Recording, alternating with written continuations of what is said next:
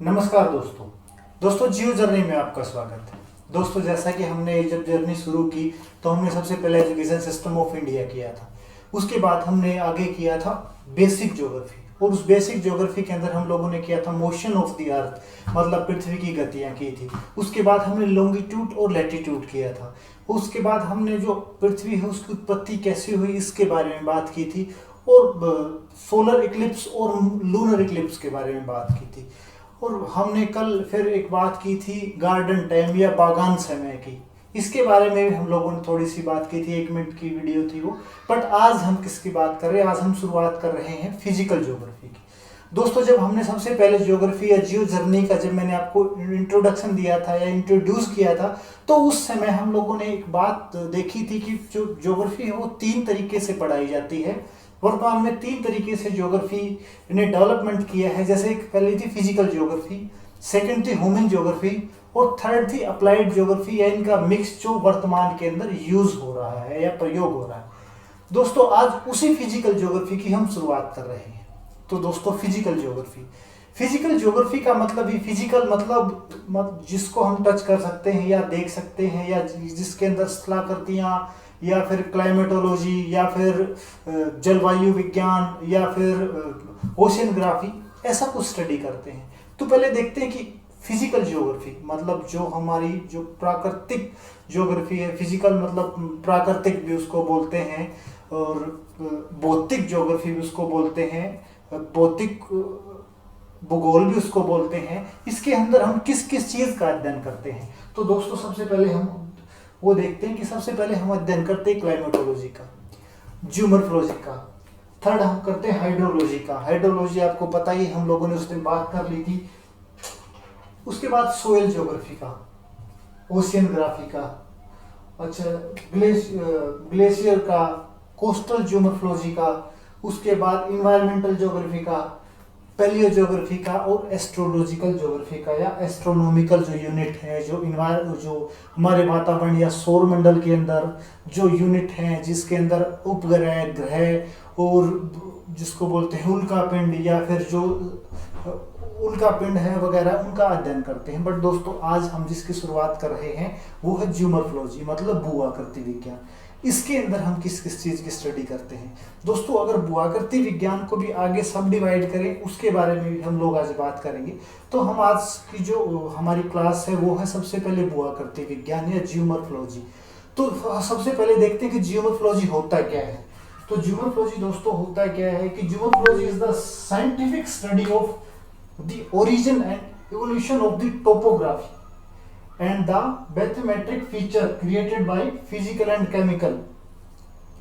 इसका मतलब क्या हुआ कि दोस्तों, जो ज्योमोर्फोलॉजी है या भू-आकृति विज्ञान है, वो स्थलाकृतियों का अध्ययन है, वो उन स्थल रूपों का अध्ययन है जो स्थल रूप पृथ्वी के ऊपर हैं, जो पृथ्वी के ऊपर स्थित हैं, और जिनके उत्पन्न होने का जो कारण है वो भू-आकृति विज्ञान भी है, मतलब जियोलॉजी भी है, और क्लाइमेटोलॉजी भी है। मतलब जो स्थलाकृति हैं, मतलब जो भी जितनी भी तरह की स्थलाकृति हैं, जिसमें पर्वत, पहाड़, मैदान, या फिर ब्रंस जिसको बोलते हैं, फॉल्ट, इरोजन वगैरह, जिन सब की, जैसे कोस्टल ज्योग्राफी या रिवर, या फिर हम लोग देखते हैं प्लेन, इन सब चीज़ों का, इन सभी स्थलाकृतियों का जो उत्पन्न होने का या जो निर्माण होने का रीजन क्या है, किस कारण से ये शुरू हुई है या किस कारण से ये बनी है, इनके पीछे का क्या कारण है, और इनकी ये जो स्थलाकृतियाँ हैं इनका आकार कैसा है, ये इस प्रकार का अध्ययन हम करते हैं ज्योमोर्फोलॉजी के अंदर। और एक बात और आपको बता देता हूँ कि ज्योमोर्फोलॉजी भू-आकृति विज्ञान के अंदर जिन भू-आकृतियों का अध्ययन किया जाता है, जिनकी स्टडी की जाती है, वो स्टडी सिर्फ हमारी जो स्थल मंडल है उसके ऊपर ही नहीं, बल्कि जो हमारा जल मंडल है या जो ओशियनग्राफी है, जो समुद्र है, उनके अंदर भी जो स्थला, वर्तमान में हम जो भू-आकृति विज्ञान पढ़ते हैं या एमएससी ज्योग्राफी जो हम करते हैं, तो उसमें भी जो भू-आकृति विज्ञान पढ़ाई जाती है उसमें सिर्फ यही पढ़ाया जाता है कि अर्थ सरफेस और इंटीरियर ऑफ द अर्थ, और उसके बाद कुछ थ्योरी हम लोगों को पढ़ाई जाती है, वेगनर का सिद्धांत है या सी फ्लोर स्प्रेडिंग जैसी थ्योरी पढ़ाई जाती हैं। और उसके बाद जो आगे अध्ययन किया जाता है, उसके बाद जो भी लैंड फॉर्म है उनका सीधा अध्ययन किया जाता है। परंतु वर्तमान के अंदर जैसे इंडिया से की भी बहुत सारी यूनिवर्सिटीज़ हैं, और उन यूनिवर्सिटीज़ से अलग जैसे यूरोपियन जो यूनिवर्सिटी है उसके अंदर ज्यूमोर्फोलॉजी के आगे भी सब पार्ट हैं जिनका अध्ययन किया जाता है, और वो सभी भूआकृति की विज्ञान की ही शाखाएं हैं या ज्योग्राफी की शाखाएं हैं। तो दोस्तों वो कौन कौन सी तरह की ज्योमोर्फोलॉजी के टाइप है? तो सबसे पहले जो ज्योमोर्फोलॉजी का टाइप है वो है स्ट्रक्चरल ज्योमोर्फोलॉजी। स्ट्रक्चर क्या होता है? स्ट्रक्चर होता है मतलब ढांचा। वो ढांचा, अब स्ट्रक्चर क्या होता है? ढांचा। जो ढांचा कैसे बना, तो इसमें क्या करते हैं हम लोग, इसमें दोस्तों हम स्टडी करते हैं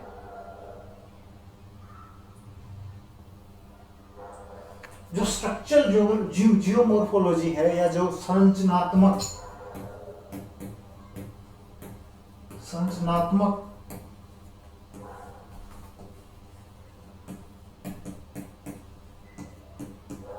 भूआकृति विज्ञान, इसमें हम किसका अध्ययन करते हैं दोस्तों? इसमें हम earth surface and the underlying geology, इस टाइप के अंदर मतलब स्ट्रक्चरल जियोमोर्फोलॉजी के अंदर हम जो हमारी जियोलॉजी है मतलब अर्थ के जो अंदर का जो पार्ट है या जैसे हम एक लेसन पढ़ते हैं कि इंटीरियर ऑफ द अर्थ, मतलब जैसे कोर मेटल मतलब क्रस्ट मेटल कोर, इन सभी के कारण, इन सभी के हलचल के कारण हमारी स्थलाकृतियां जो हमारी सरफेस के ऊपर किस प्रकार की जो स्थलाकृतियां हैं वो बनी है, उन दोनों को कोरिलेट करके उन दोनों को मिला के जो अध्ययन किया जाता है वो संरचनात्मक या स्ट्रक्चरल जियोमोर्फोलॉजी के अंदर किया जाता है। दोस्तों सेकंड क्या है? प्रोसेस। प्रोसेस आपको पता है कि एक लगातार चलने वाली क्रिया। इसमें हम क्या करते हैं, इस प्रकार की जो जियोमोर्फोलॉजी है उसमें हम स्टडी करते हैं natural process that shape the earth surface including erosion, weathering and tectonic activity. दोस्तों आप सभी को पता है कि सबसे पहले क्या बनते हैं कि कोई भी महाद्वीप बनेगा, उसके बाद या फिर अप डाउन हो गया या फिर डाउन स्ट्रीम हो गया फिर नीचे जाएगा, बोलते हैं ना कि या तो फिर महाद्वीप का निर्माण होगा या फिर समुद्र का निर्माण होगा। तो दोस्तों उसके बाद जो बल है, जो फोर्सेस हैं, जो इंटीरियर ऑफ द अर्थ काम करती हैं और जिसके कारण हमारी जो महाद्वीप है उसके ऊपर जो लैंडफॉर्म बनते हैं, और उन लैंडफॉर्म को मतलब जैसे कोई पहाड़ बना और उस पहाड़ के ऊपर जैसे अलग अलग एजेंट जैसे हवा और उसके बाद वाटर मतलब रिवर होगी, उसके बाद ग्लेशियर होगी, ये अलग अलग तरह से इम्पैक्ट डालते हैं। कुछ इरोजन करते हैं, कुछ डिकम्पोजिशन करते हैं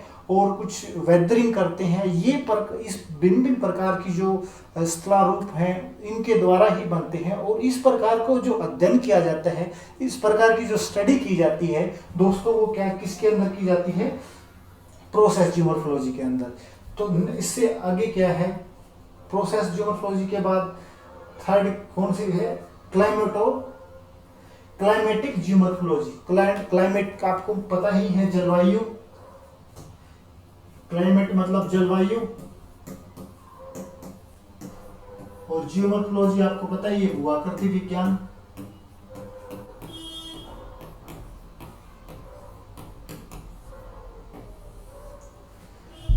तो impact of climate on the earth surface. और अब देखो कोई भी लैंडफॉर्म बना, जैसे कोई पहाड़ बना, उसके ऊपर क्लाइमेट मतलब क्लाइमेट के अंदर क्या होगा? उसके अंदर हवा, क्योंकि क्लाइमेट में हम हवा की स्टडी करते हैं। उसके बाद बारिश, अच्छा उसके बाद इस बारिश के कारण मतलब ह्यूमिडिटी, या फिर मतलब तूफान, या फिर बोलते हैं कि जो स्नोफॉल होता है।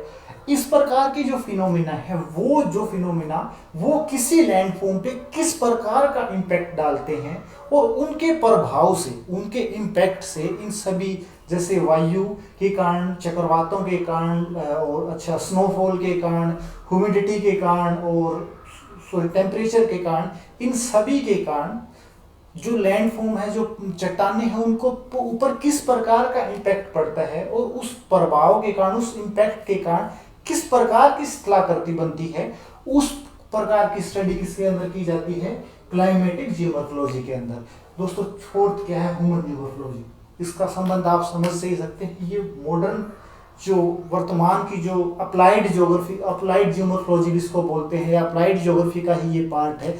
मतलब ह्यूमन का, हर एक आदमी का, मतलब आपको पता है कि पॉपुलेशन बहुत बढ़ी हुई है, तो जो पॉपुलेशन बढ़ी हुई है, इस पॉपुलेशन के कारण या लोगों के कारण, जैसे पहाड़ों पर या पर्वतों पर बहुत सारे लोग रहते हैं, इनके कारण भी, इनके रहने सहने के कारण, इनकी इकोनॉमिक एक्टिविटी जैसे जो माइनिंग वगैरह है या फिर जैसे इंफ्रास्ट्रक्चर वगैरह है, इनके निर्माण के कारण जो भी स्थलाकृतियां हैं, जो भी भूआकृति विज्ञान है, जो भी स्थलाकृतियां हैं, उनके ऊपर किस प्रकार का इम्पैक्ट पड़ा है, किस प्रकार का प्रभाव पड़ा है, उसको स्टडी करने के लिए ह्यूमन जियोमॉर्फोलॉजी का यूज करते हैं। या अगर ये कहें कि ह्यूमन जियोमॉर्फोलॉजी किसको कहते हैं, तो ह्यूमन जियोमॉर्फोलॉजी उसी को कहते हैं जिसके अंदर भूआकृति का और मानव को मिला के अध्ययन किया जाता है। दोस्तों वर्तमान में अप्लाइड ज्योग्राफी की बहुत डिमांड है, तो ये अप्लाइड ज्योग्राफी का ही पार्ट है। अगर आपको इस जियोमॉर्फोलॉजी के अंदर इंटरेस्ट है और आप इसमें आगे कुछ काम करना चाहते हैं, तो ह्यूमन जियोमॉर्फोलॉजी जो है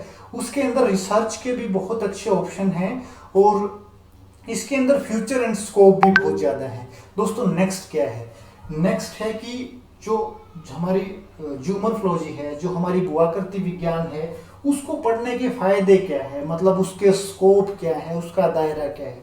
दोस्तों आपको सभी को पता है कि जियोमॉर्फोलॉजी, भूआकृति विज्ञान के अंदर पढ़ा क्या जाता है कि जो लैंड फॉर्म है वो कैसे बने, उनके पीछे का कारण क्या था, क्लाइमेट उनको किस प्रकार प्रभावित कर रहा है और किस प्रकार का वेदर के कारण कौन से लैंडफॉर्म बन सकते हैं और किस लैंडफॉर्म के साथ छेड़खानी करने से कौन सा लैंडफॉर्म बन सकता है, किस प्रकार सोइल का निर्माण होगा, मतलब कौन सी किस प्रकार की वेजिटेशन बेस्ट रहेगी, मतलब किसी लैंडफॉर्म के लिए या इरोजन के लिए या डिकम्पोजिशन के लिए, और मतलब वेदरिंग के लिए क्या वेजिटेशन ठीक रहेगी, या किस प्रकार का हम लोगों को स्ट्रक्चर बनाना चाहिए, जैसे पहाड़ों पर हम लोगों को किस प्रकार के घर बनाने चाहिए।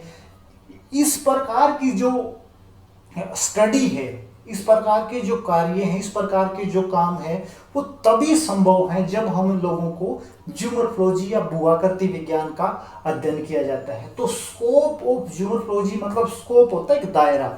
भाई जियोमॉर्फोलॉजी पढ़ोगे, भूआकृति विज्ञान पढ़ने से क्या क्या फायदे हो सकते हैं, मतलब एक ज्योग्राफर अगर जियोमॉर्फोलॉजी के अंदर रिसर्च करता है या उसको उसके अंदर मास्टरी करता है, उसके अंदर एमए करता है, तो उसको क्या फायदे होंगे। क्यों हम लोगों को भूआकृति विज्ञान पढ़ाया जाता है, हम लोग सीधे क्लाइमेटोलॉजी भी या हम सिर्फ ह्यूमन ज्योग्राफी भी पढ़ सकते थे, बट नहीं, हम लोगों को फिजिकल ज्योग्राफी और सबसे पहले हम बीए में भी पढ़ते हैं, हम 6th क्लास से ज्योग्राफी पढ़ना शुरू करते हैं। तो एनसीईआरटी के अंदर सबसे पहली जो यूनिट आती है, जो पहली बेसिक ज्योग्राफी के बाद सबसे पहली यूनिट ही जियोमॉर्फोलॉजी है। तो इसका पढ़ाने का सबसे मेन कारण यही है कि आप लोग इस भूआकृति विज्ञान या इस स्थल रूपों को पढ़ सको, जान सको, और जब आपको कोई प्लानिंग करनी है, जैसे कोई भी प्लानिंग, जैसे कोई टाउन प्लानिंग करनी है या फिर कोई अदर प्रोसेस जो करनी है, जैसे देखो तो प्लानिंग करनी है या फिर इन्वायरमेंट मैनेजमेंट करनी है या फिर डिजास्टर मैनेजमेंट करनी है, जैसे डिजास्टर में भी पोस्ट डिजास्टर मैनेजमेंट है, ड्यूरिंग डिजास्टर है और मतलब प्री डिजास्टर है। इस प्रकार की मैनेजमेंट अगर आपको करनी है तो आप लोगों को उस स्थल रूप का, उस एरिया का, उस क्षेत्र विशेष के स्थल रूपों का या उस क्षेत्र विशेष की भूआकृति विज्ञान का अध्ययन करना जरूरी है। इसका मैं एक वर्तमान का एग्जाम्पल बताता हूँ। 2 दिन पहले ही, आज से 2 या 3 दिन पहले ही एक लैंडस्लाइड हुआ था, और वो लैंडस्लाइड कहाँ पे हुआ था, केदारनाथ के जो इंफ्रास्ट्रक्चर बना है, जो केदारनाथ हाईवे है, वो पूरा का पूरा, उसमें अप्रोक्सीमेटली 700 से 800 मीटर का एक पूरा पैच लैंडस्लाइड के साथ बह गया और बहुत सारे लोग वहां पर अटके रहे। तो इसके पीछे का जो कारण है, इसके पीछे का कारण ये है कि जो उसको इंफ्रास्ट्रक्चर बनाया गया, तो उस स्ट्रक्चर का, उस पहाड़ को अगर जियोलॉजिकल के हिसाब से या भूआकृति विज्ञान से समझा जाता, तो वहाँ पर वो इंफ्रास्ट्रक्चर बन ही नहीं सकता था। अगर बना भी दिया था तो उसके लिए उनको जो बेस है उसको मजबूत करना था। सेकंड, मैं आपको और बेसिक बताता हूँ, जो सस्टेनेबल डेवलपमेंट है, मतलब जो सतत विकास है, जो वर्तमान की जो जरूरत है, जो सतत विकास है, उसके करने के लिए, उसको बढ़ाने के लिए हम लोगों को किसी क्षेत्र विशेष की भूआकृति का अध्ययन बहुत ही जरूरी है। जैसे कि मतलब अगर हम लोगों को कहीं पे टाउन प्लानिंग करनी है तो हम लोगों को टाउन प्लानिंग करने से पहले उस क्षेत्र विशेष की मिट्टी को जांचना होगा, वहाँ के वाटर लेवल का आपको पता लगाना पड़ेगा, वहाँ की सोयल के मतलब वहाँ पे सैलिनिटी चेक करनी पड़ेगी, और वहाँ पे आपको देखना पड़ेगा कि वहाँ से कोई रिवर फ्लो तो नहीं कर रही, या फिर अगर ऐसा कुछ करते हैं तो एक डिजास्टर आने का कारण बनता है। जैसे थोड़े से दिन पहले ही केदारनाथ के अंदर जो डिजास्टर आई थी, तो उसका सबसे मेन कारण ये था कि जो केदारनाथ मंदिर है और जो केदारनाथ की वहाँ पे जो कॉलोनी थी वो नदी के एरिया के अंदर, नदी के जो क्षेत्र था उसके अंदर थी, जिसके कारण जब नदी ने अपना वापस से वही क्षेत्र, वही रास्ता लिया तो वो सारा के सारा फ्लो होके चला गया। दोस्तों, इसलिए हम लोगों को जियोमॉर्फोलॉजी, भूआकृति विज्ञान पढ़ना बहुत जरूरी है।